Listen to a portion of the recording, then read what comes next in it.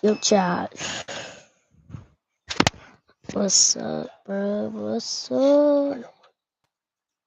Nah, nah, nah, nah, nah, nah, nah, nah, nah. Nah, bro. Guys, I'm gonna go to the bathroom.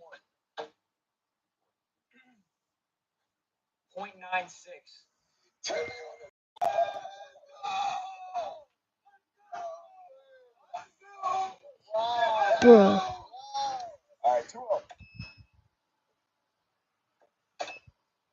Imagine being able to build anything just by thinking about it. Meet Base 44. There's no way that he just stopped streaming.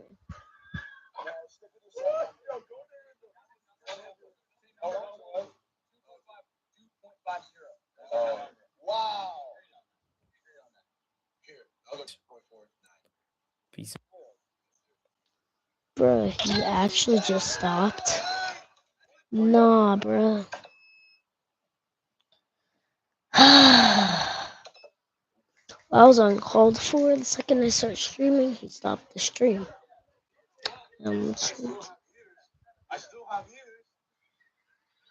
Change the stream to Roblox.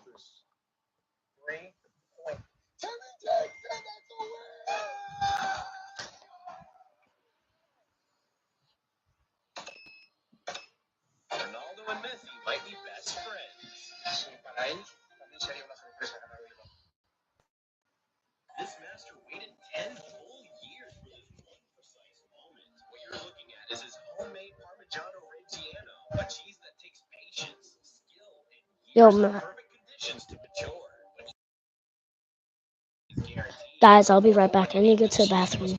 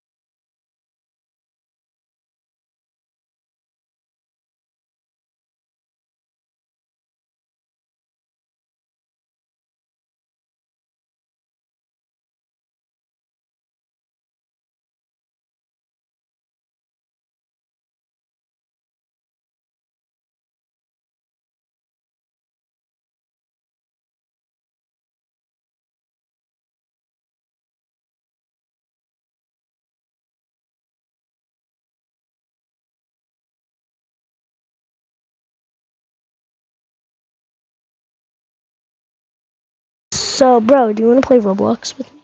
Because I need to do a stream. I just did a +1 keyboard stream, but the entire stream crashed and stuff. It was so laggy.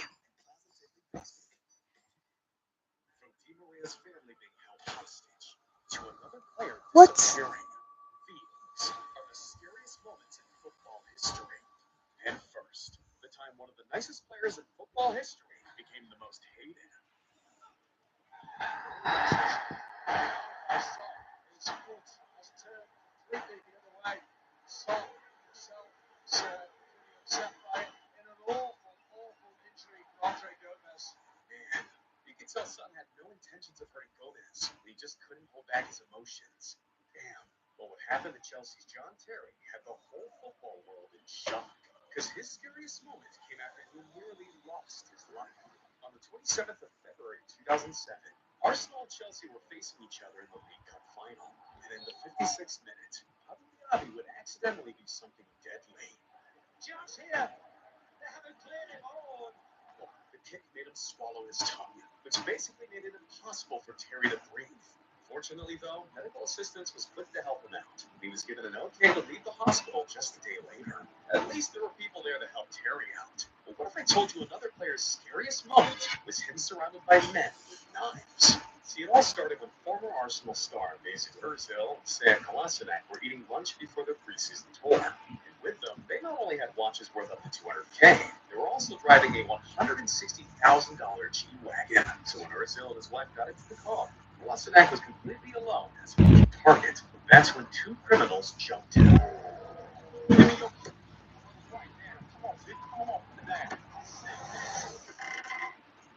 Yeah, Kolasinac really put his own life at risk just to protect his friend and his wife. And honestly, that's something that would have him respected by everyone, unlike this next one.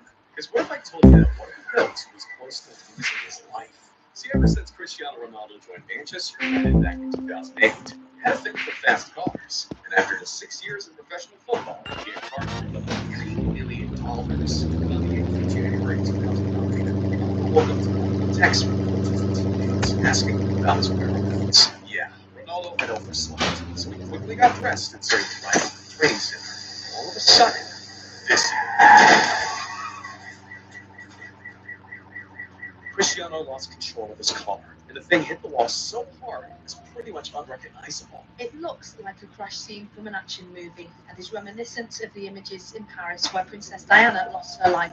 But this car belongs to perhaps the best-known footballer in the world, Manchester United's Cristiano Ronaldo. This after he crashed into a metal barrier in a tunnel near Manchester Airport at around 10 o'clock this morning. And the fact that Ronaldo got away without a single scratch is a damn miracle. But to be honest, Ronaldo was lucky he controlled his own destiny, because another football player had zero control over what happened. See, when Tom Lockyer retired at the prime of his career, there wasn't a lot of football fans confused. I mean, the Duke was only 29 and playing in the Premier League.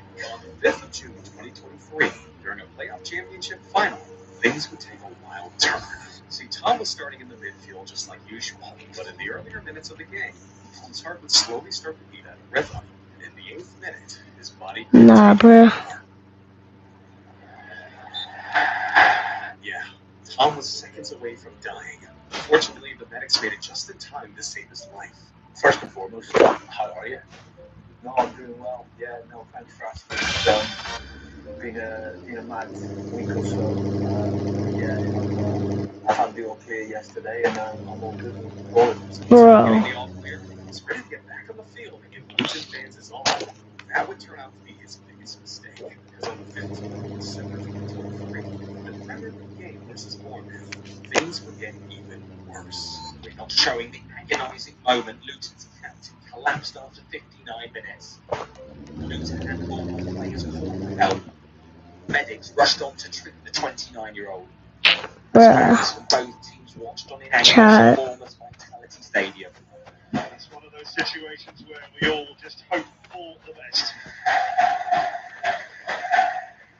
They chanted the Welsh defender's name and applauded as he was carried off. Yeah, this is not your average. Tom Lockyer was down 2 minutes and 40 seconds before being brought back. So doctors had no other options than to install a device that would always monitor Tom's heart rate in case something like this would ever happen again. So my defib sits in there, as you can see. And then there's a wire that runs across here, and then up to the heart in case it ever needs to go off. So that's constantly monitoring my heart rate, and if it goes outside certain parameters, it's designed to give you a shock. I mean, you gotta Yeah. respect Tom for giving football a second chance, even after almost losing his life the first time. Man, Tom Lockyer is really a champion in every football fan's heart. But another player refused to retire. See, Petr life was about to change completely. Yeah, so I don't really remember. Czech was playing his second season with the Blues, coming off an historic season. He wanted to continue his crazy form. I mean, it's never been a secret that Czech's one of the greatest goalkeepers in football history. But what if I told you he could have been even better? See, on the 14th of October, 2006, Petr would almost lose his life. The check having to come out quickly. I think he took a little bit of a knock there from Steve Harvey's probably a little eager to make his point in his first premiership start. After the incident, Czech was forced to stay in the hospital for multiple days. The honest thing is that I kept losing memory. So basically, I woke up, everybody explained to me what happened. In 15 minutes, I couldn't keep up anymore, so I fell asleep again, woke up, couldn't remember anything. And that's the part I remember, this is the first time, just before my memory came back. I remember being like, it's even an absurd, if it's something you've never lived there, and you never experienced, you would never really feel that. But, imagine you are on the factory, and the doctor keeps coming and asking your name, people around, the day, the month, the year, which country you are. And it's something it's the easiest question in all your life you knew the answer. And suddenly he asks you and you go, like the simplest question. And you couldn't answer. I couldn't answer. I didn't know. I just couldn't recall anything. Now, coming back from a head injury that was close to ending your life really took a toll on Czech. So Chelsea, the Premier League doctors, had to come up with some sort of protection for him to be able to play football. In the end, though, he kept playing for another 13 years, winning multiple Premier League and Champions League titles. But not every scary moment involves players. Like the time fans almost died in the stands. Right after Lille scored a goal against Omnia in a League One game back in 2017, supporters went crazy with their celebration. Since there was only a small safety barrier holding them, it eventually collapsed. Some fans were lucky enough not to get any injuries, but out of the 29 fans that were hurt, 5 of them were seriously hurt. Thankfully, everyone survived. For this next scary moment, we had a player's family held hostage. See, it all started when criminals in Paris started tracking every move Di Maria would make. And considering the cars he would drive, he would be easily recognizable on the street. After following him home after practice, the criminals learned his address and how many people were in the house. Now, all that was left was waiting for PSG to play a game where Di Maria would be featured. And on the 14th of March 2021, the masked criminals would pull up to Di Maria's driveway and start pointing guns at his wife and kids and demand everything. News quickly started breaking out, and then sporting director Leonardo quickly informed the manager who subbed Di Maria off. However, the criminals managed to flee the scene with $500,000 before he came home in security. Eventually, police arrested 4 guys who were all sentenced to prison. Having your family held hostage against punks is one thing. Another football player died for 78 minutes. See, in the middle of the game between the Bolton Wanderers and Tottenham Hotspurs in 2012, Fabrice Muamba was seen falling on the field without being able to move. Must have been some distress as well. Fabrice Muamba, as he was keen to turn him on his side. Medics spent 6 minutes trying to resuscitate him on the field, but with no luck. That's when one fan in the stand knew he had to step in to save Muamba's life. As soon as I saw him start CPR, something sort of twitched in me.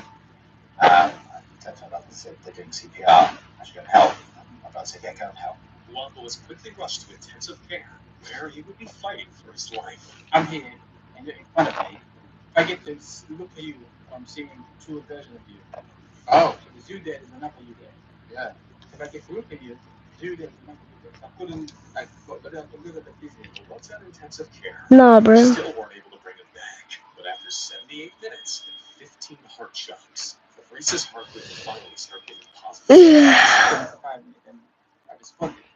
But because I was out for so long, I couldn't even, I woke up and I could not recognize any of them. I thought I was severely brain damage. Yeah. And be in a critical stage, stuff like that. Now, thankfully, Muamba was able to make a full recovery, but at the age of 24, he had to make the painful decision of retiring from football. How would you do it according to how we can go about the trade?